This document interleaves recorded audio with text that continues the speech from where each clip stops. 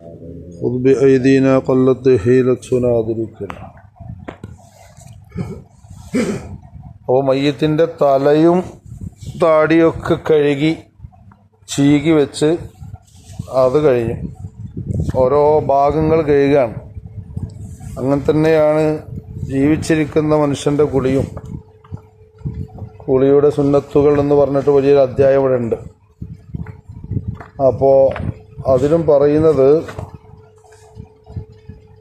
ആദ്യം കുളിയുടെ മുമ്പ് വുളൂ ചെയ്യുക, പരിപൂർണമായ ഒരു വുളൂ എടുക്കുക. ആ വുളൂ എടുത്തതിൻ്റെ ശേഷം പിന്നെന്ത് ചെയ്യുക, തല സോപ്പൊക്കെ ഇട്ടിട്ട് ഉഷാറായിട്ട് കഴുകുക. പിന്നെയാണ് ഉടലുമ്പക്ക് വരുന്നത്. അപ്പം ഞാൻ കേട്ടോളി. സുമ്മ യൗസിലു ഷിഖഹുൽ ഐമന. പിന്നെ മയ്യത്ത് മലർന്ന് കിടക്കുകയാണല്ലോ. അപ്പം മുൻഭാഗത്തെ വലതു ഭാഗമാണ് ആദ്യം കഴുകേണ്ടത്. മുൻഭാഗത്തെ വലതു ഭാഗം,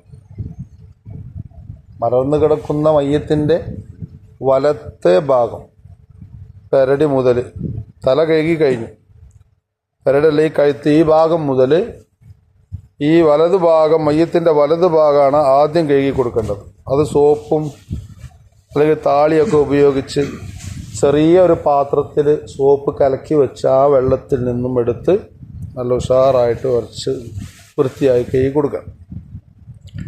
അപ്പോൾ വലതു ഭാഗം കാല് വരെ അങ്ങ് പോവാം. സുമ്മൽ ഐസർ, പിന്നെ മയ്യത്തിൻ്റെ ഇടത് ഭാഗം. അപ്പോൾ മുൻഭാഗം കഴിയാണ്. സിമ്പിളല്ലേ പരിപാടി, എളുപ്പമാണ്. വലത്തെ ഭാഗം കഴുകി കഴിഞ്ഞു, പിന്നെ ഇടത് ഭാഗം കഴുകി കഴിഞ്ഞു. അവിടെ ഷരീഫാക്ക ചോദിച്ചൊരു ചോദ്യമുണ്ട്. നമ്മൾ നേരത്തെ പറഞ്ഞിരുന്നു, മേലെ വിരിച്ച മുണ്ട് ഫി ഖമീസിൻ റഖീഖിൻ, നേരിയതായ ഒരു ഖമീസിലാണ് കുളിപ്പിക്കേണ്ടത് പറഞ്ഞു. അപ്പോൾ ഈ റഖീഖ് അതിൻ്റെ അർത്ഥം നേരിയത് എന്ന് പറഞ്ഞത് കമ്പിളി വകുപ്പല്ല അതിൻ്റെ അർത്ഥം. കമ്പിളി കട്ടിയുള്ള കമ്പിളിയോ മറ്റൊന്നല്ല. എന്നാൽ ഔറത്ത് തെളിഞ്ഞ് കാണുന്ന നേരിയ, അങ്ങനെ മനസ്സിലാക്കിയ ചില ആളുകളൊക്കെ. ഈ നേരിയ ഒരു വസ്ത്രമാണ് മേലെ മൂടേണ്ടത് മയ്യത്തിൻ്റെ മേലെ. അത് വെള്ളം തട്ടി കഴിഞ്ഞാൽ പിന്നെ അത് പങ്ങി കിടക്കൂലേ. വെള്ള തോർത്തുണ്ട് എടുത്തുകാണ്ട് കുളത്ത് ചാടി അങ്ങനെ ഉണ്ടാവും. ഒരു 4-5 ആൾക്കാർ കൂടികാണ്ട് കുളത്തിലാൻ ചാടി.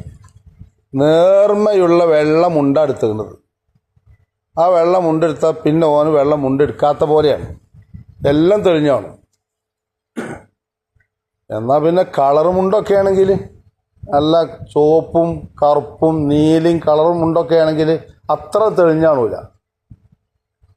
എന്നാൽ ഇവിടെ മനസ്സിലാക്കേണ്ടത്, നേർമയുള്ള ഒരു ശീലകഷ്ണം മയ്യത്തിൻ്റെ മേലെ കൂടെ ഇട്ട് കഴിഞ്ഞാൽ അത് ആകെ വെളിവാവും.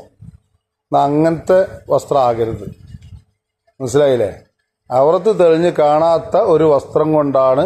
പിന്നെ ഞാൻ ഇന്നലെ ഒരാൾ എന്നോട് നമ്മളെ മഹലിൽ നിന്ന് സംസാരിച്ചു, പടച്ചോനെ ഉസ്താദെ, കുളിപ്പരിയിലൊക്കെ കയറിപ്പോയ നിങ്ങളീ പറഞ്ഞ കാര്യം നടക്കൂല കേട്ടോ.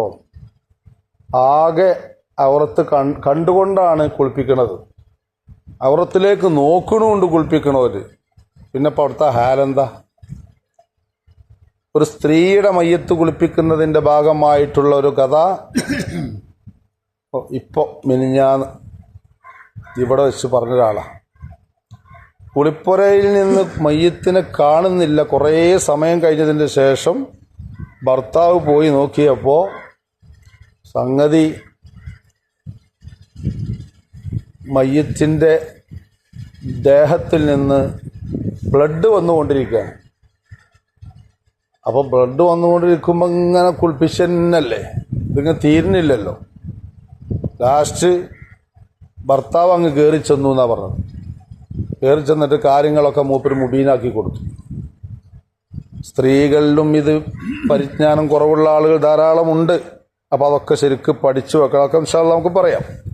അപ്പോൾ കട്ടി കുറഞ്ഞ കമീസിലാണ് കുളിപ്പിക്കേണ്ടത് എന്നുള്ളിടത്ത് കുറച്ച് ഔറത്ത് തെളിഞ്ഞ് കാണാത്ത രൂപത്തിലുള്ള നല്ല ഒരു വസ്ത്രമായിരിക്കണം മേൽഭാഗത്ത് മൂടേണ്ടത് എന്ന് മനസ്സിലാക്കുക. അപ്പോൾ വലതു ഭാഗം കഴുകുക ആദ്യം, പിന്നെ ഇടതു ഭാഗം കഴുകുക. അപ്പോൾ അത് കഴിഞ്ഞു.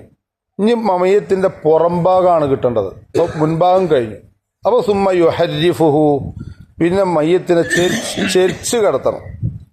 എവിടേക്ക്? ഇലൽ ഐസർ, മയ്യത്തിൻ്റെ ഇടതുഭാഗത്തേക്ക് ചെരിച്ച് കിടത്തണം. മയ്യത്തിൻ്റെ ഇടതുഭാഗത്തേക്ക് ചെരിച്ച് കിടത്തുക. അപ്പം ഏത് കിട്ടും?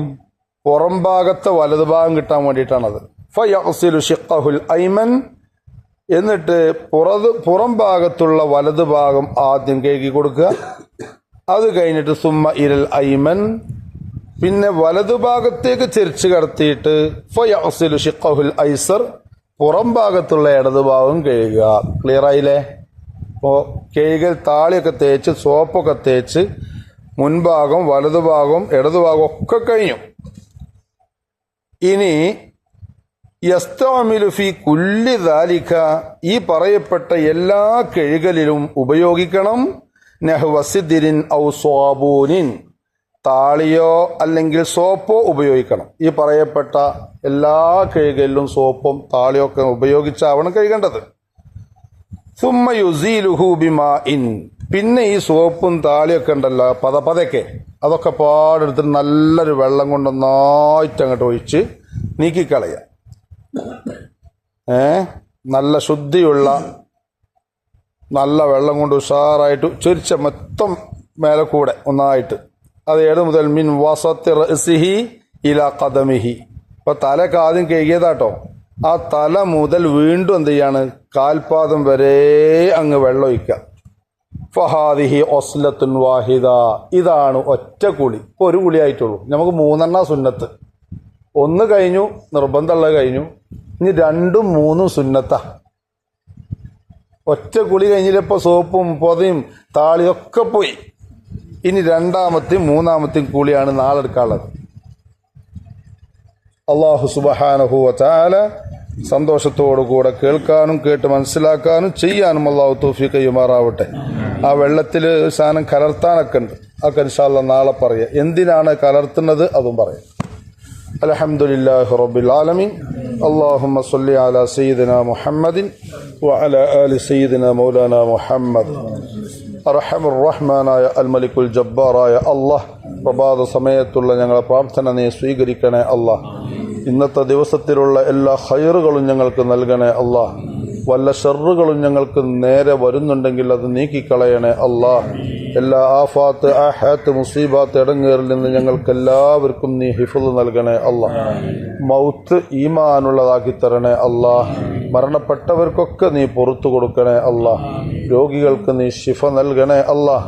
ഞങ്ങളുടെ പള്ളിയുടെ നിർമ്മാണത്തിലേക്ക് സഹായിച്ചവരെയൊക്കെ നീ സഹായിക്കണേ അല്ലാഹ്. പെട്ടെന്ന് പണിയെല്ലാം പൂർത്തിയാക്കി തരണേ അല്ലാഹ്. ആഖിബത്ത് നന്നാക്കി തരണേ അല്ലാഹ്. ശരീരസുഖം മാനസിക സുഖം നൽകണേ അല്ലാഹ്. ربنا آتنا في الدنيا حسنة وفي الآخرة حسنة وقنا عذاب النار. ربنا تقبل منا إنك أنت السميع العليم وتب علينا إنك أنت التواب الرحيم. آمين برحمتك يا أرحم الراحمين. بفضل صلى الله على محمد صلى الله عليه وسلم. صلى الله على محمد صلى الله عليه وسلم. اللهم صل على محمد يا رب صل عليه وسلم وصل على جميع الأنبياء والمرسلين والحمد لله رب العالمين.